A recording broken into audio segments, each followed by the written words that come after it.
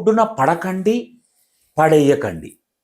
కనీస అవసరాలతో ఇల్లు కట్టుకుంటే చాలు.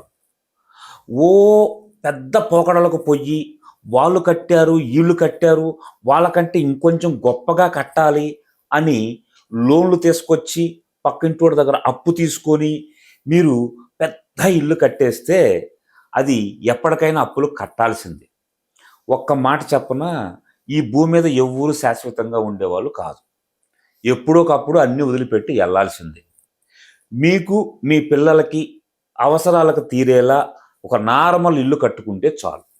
అంతేగాని పెద్ద పెద్ద పోకళ్ళకు పోయి అప్పులు చేసి కడితే ఈరోజు మీరు అప్పు చేసి కట్టిన ఇల్లుని రేపు మీ పిల్లలు ఆ అప్పులు తీరుస్తూ వెళ్ళాల్సింది. చివరికి వాళ్ళు మీరు అప్పు చేసి కట్టిన ఇల్లుని అమ్మి ఆ అప్పు తీర్చాల్సిన పరిస్థితులు వస్తున్నాయి. అందుకనే మీరు ఉన్న దాంట్లో ప్రశాంతంగా కావాల్సిన ఇల్లు కట్టుకుంటే చాలు.